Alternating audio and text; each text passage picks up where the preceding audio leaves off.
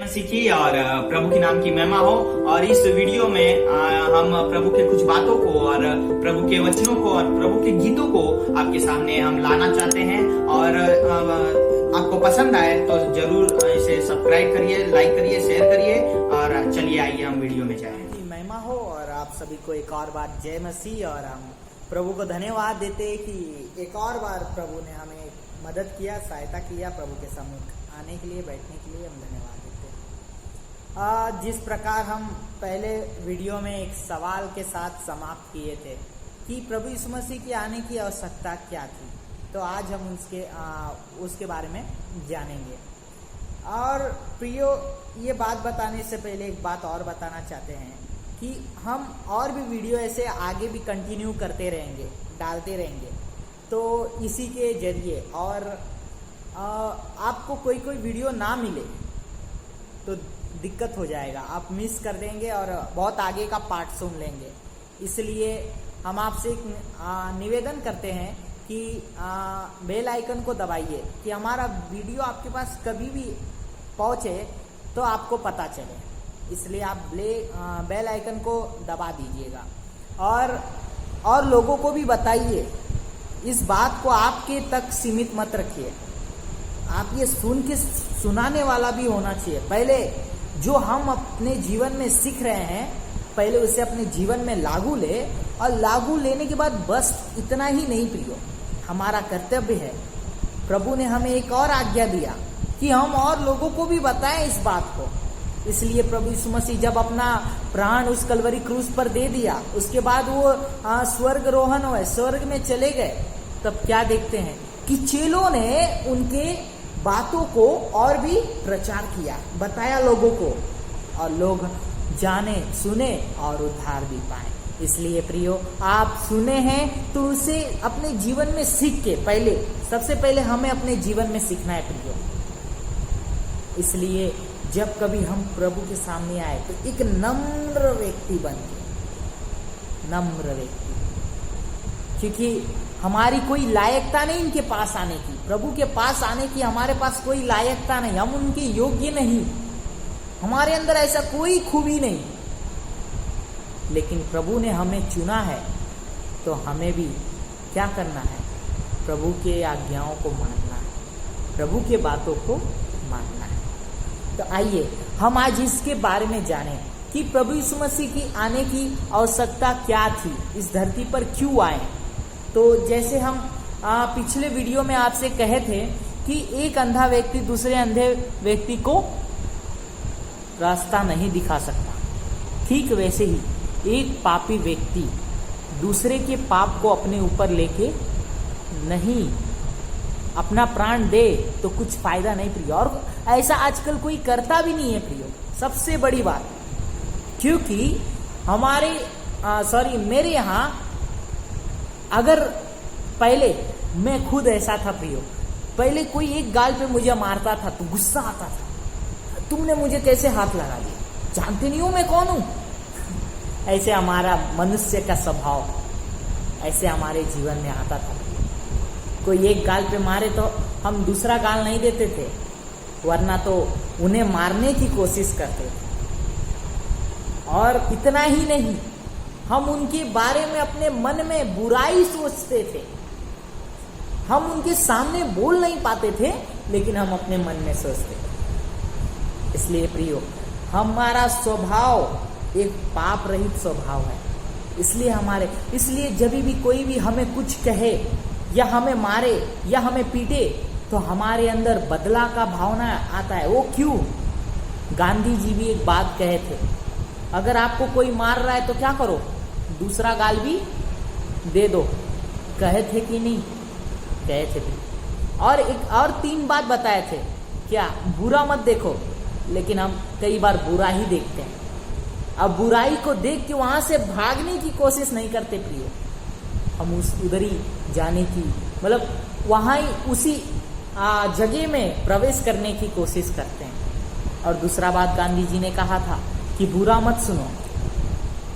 हम तो बुरा सुनते भी हैं और सुनाते भी है प्रियो। ये होता है बदला का भावना, हम बदला निकालते हैं।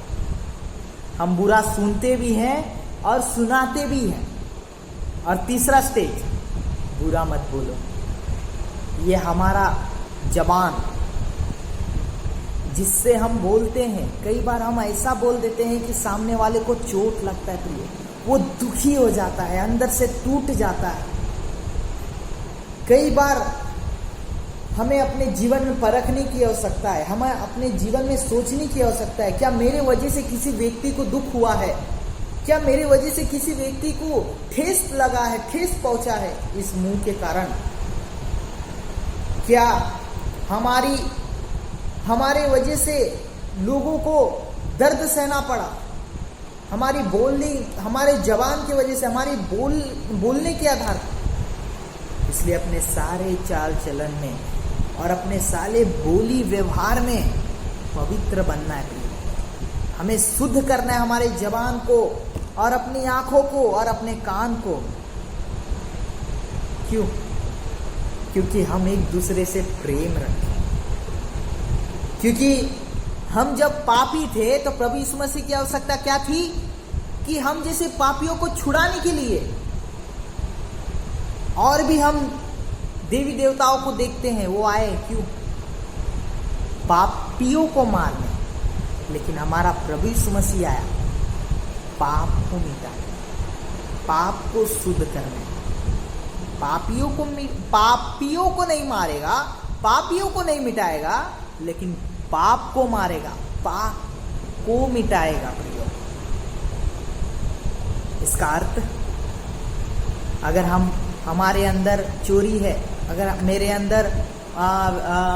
अंदर चोरी है या झूठी गलत बात है, तो प्रियो उस बात को, उस गलती को मिटाएगा, मुझे नहीं मिटाएगा।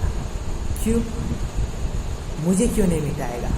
क्योंकि वो हमसे प्यार करता है, क्योंकि वो हमसे प्रेम रखता है। लेकिन हम कई बार उनके प्रेम को समझ नहीं पाते, कई बार हम उनके प्रेम को नहीं जानते। परमेश्वर ने हमसे प्रेम किया तो अपना एकलौता पुत्र हमारे लिए दे दिया। यूहन्ना उसका 3:16। क्योंकि परमेश्वर ने जगत से ऐसा प्रेम किया कि उसने अपना एकलौता पुत्र दे दिया। क्या दे दिया? एकलौता पुत्र। प्रियो, हमारे पास कुछ अच्छा, हमारा फेवरेट चीज होता है, हम उसे दे नहीं सकते। क्यों? क्योंकि वो हमारे दिल के करीब है, वो हमारा सबसे मन पसंदीदा चीज है, तो हम कैसे दूसरे को दे दे? ऐसे मेरे जीवन में कई बार होता था प्रियो। लेकिन परमेश्वर ने ऐसा नहीं किया, उसने अपना एकलौता पुत्र को भी अपने मेरे पापों के लिए दिया। इस धरती पर आया, प्रभु यीशु मसीह को धरती पर आने की आवश्यकता आपका पाप है प्रियो। वो आपको मिटाने नहीं, आपकी गलतियों को मिटाने आया, आपके पाप को मिटाने आया। क्योंकि हम पिछले वीडियो में देख चुके थे कि एक मनुष्य अपने माता के गर्भ में से ही पापी ठहरता है प्रियो, अपने माता की रह सकता है प्रियो। किसकी? निष्कलंक पापी व्यक्ति, उस निष्कलंक मेमने की, निष्पाप मनुष्य की। क्योंकि मैं पापी हूं प्रियो, मुझे आवश्यकता है उस पापी का। अब मैंने उस आवश्यकता को अपने जीवन में महसूस किया, अपने जीवन में उस जिसका मुझे कमी था, उसके कमी को मैंने जाना और प्रभु यीशु मसीह को मेरे जीवन में बुलाया। आज मैं यकीन से कह सकता हूं प्रियो कि मैं आज ना रहूं तो मैं ऊपर कहाँ रहूंगा, स्वर्ग में रहूंगा या नरक में रहूंगा। ये मैं आज यकीन से कह सकता हूं। जरूर इस धरती पर हम कितना भी दुख क्यों ना उठाएं, जरूर इस धरती पर हम कितना भी मुसीबत का सामना क्यों ना करें, लेकिन वहां का सुख प्रियो कभी दुख में परिवर्तन नहीं होगा। वहां का सुख की अलग बात है प्रियो। लेकिन अगर मैं यहाँ के सुख के पीछे दौड़ूं तो प्रियो वहां एक और दुख भी रखा गया है, वो नरक है। अगर मैं आज उस आवश्यकता को अपने जीवन में नहीं बुलाता, इसलिए आज इस वीडियो को देखने वाले जितने लोग भी हैं, आप अपने जीवन में एक ढाढ़स बांध लीजिए कि सच में आज मुझे प्रभु यीशु मसीह की आवश्यकता है या नहीं है। है तो आज वो समय है प्रभु यीशु मसीह को अपने जीवन में उद्धारकर्ता ग्रहण माने। बाइबल कहती है कि यदि कोई अपने मुंह से अपने पापों को माने,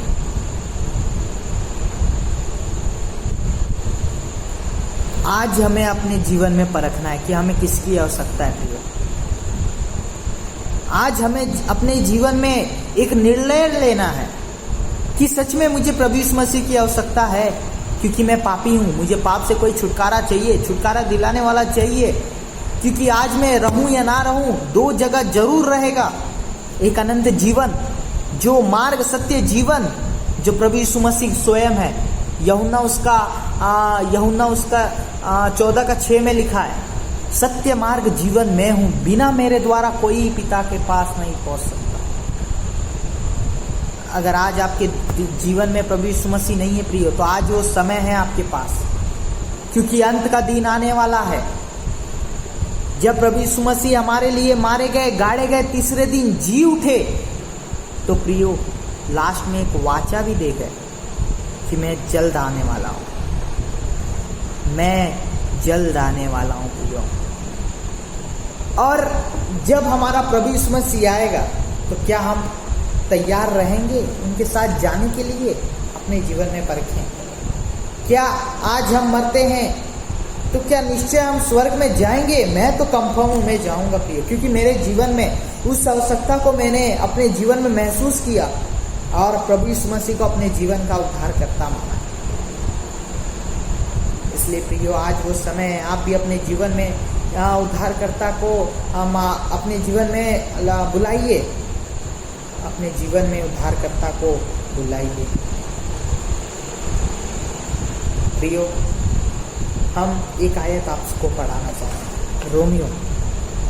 आइए हमारे साथ आप निकालिए रोमियो उसका 10वां अध्याय, उसकी 9वीं आयत। उसमें इस प्रकार लिखा है कि यदि तू, ध्यान से सुनिएगा प्रियो, कि यदि तू अपने मुंह से यीशु को प्रभु जानकर अंगीकार करे और अपने मन में विश्वास करे कि परमेश्वर ने उसे मरे हुओं में से जिलाया, तो तू निश्चय उद्धार पाएगा। कौन मर गया था, कौन जिलाया और कौन उद्धार पाएगा? इसमें ये सवाल उठता है, कौन मर गया, कौन जिलाएगा और कौन उद्धार पाएगा? प्रियो, मरा प्रभु यीशु मसीह किसके लिए? मेरे पाप के लिए, हमारे पाप के लिए गाड़ा गया और तीसरे दिन जिलाया भी गया। वो किसके द्वारा? परमेश्वर के द्वारा। क्योंकि परमेश्वर ने हमसे प्रेम किया तो उस प्रेम को प्रकट किया। आज हम कई बार बहुत जगह में सुनते हैं कि लोग एक दूसरे से प्रेम करते हैं तो एक झूठी दिलासा दे देते हैं कि मैं तुमसे इतना प्रेम करता हूं कि मैं तुम्हारे लिए अपना जान भी दे सकता हूं। लेकिन लोग देते हैं प्रियो, कुछ दिन बाद उन्हीं लोगों का क्या होता है? रिश्ता टूट जाता है। लेकिन ये परमेश्वर कहता है इब्रानियों 13:5 में कि माँ तुझे छोड़ देगी। माँ का ममता हम सब जानते प्रियो, माँ की जैसा प्यार कोई नहीं कर सकता, लेकिन किया किसने? परमेश्वर ने, उससे भी कई ज्यादा अधिक, क्योंकि माँ को बनाने वाला भी कौन है? परमेश्वर है। हम उत्पत्ति में पढ़ते हैं परमेश्वर ने आदम और हवा को अपने स्वरूप में बनाया, अपने समानता में बनाया। जब माँ अपने बेटे को 9 महीना अपने कोख में रखती है तो इतना उससे प्रेम रहता है, फिर भी एक दिन ऐसा आता है कि लोग क्या करते हैं, या माँ ही अपने बेटों को छोड़ देती है प्रिय, कचड़े में फेंक देती है। क्यों? क्योंकि खिलाने वाला उसको कोई नहीं है, पालने वाला कोई नहीं है, इसलिए फेंक देती है। मतलब उस ममता तभी टूट जाता है, अलग हो जाता है। लेकिन परमेश्वर कहता है माँ तुझे छोड़ देगी, मैं तुझे कभी नहीं छोड़ूंगा, कभी नहीं त्यागूंगा। क्या आप उस परमेश्वर को अपने जीवन में बुलाना चाहते हैं कि जो परमेश्वर आपको वाचा देता है कि मैं तुझे कभी नहीं छोड़ूंगा, कभी नहीं त्यागूंगा? वो परमेश्वर आपके साथ रहने वाला परमेश्वर है, आपके कदम से कदम बढ़ाने वाला परमेश्वर है। लेकिन उससे पहले आपको कदम बढ़ाना पड़ेगा, उससे पहले आपको चलना पड़ेगा। कल के वीडियो, आज के वीडियो, हम जितना 2 वीडियो सुना वो 2 वीडियो में से भी आपको कुछ इतना सा भी सवाल हो तो प्लीज़ हमें कमेंट बॉक्स में ज़रूर आप लिखिएगा, तभी हम आपके सवालों का जवाब दे पाएंगे। और इससे आप अगर अपने जीवन में प्रभु यीशु मसीह को अंगीकार करते हैं तो आप निश्चय कह सकते हैं कि सच में मैं मरूंगा तो प्रभु यीशु मसीह में जिलाया जाऊंगा। आइए हम इस सभा को समाप्त करते हैं।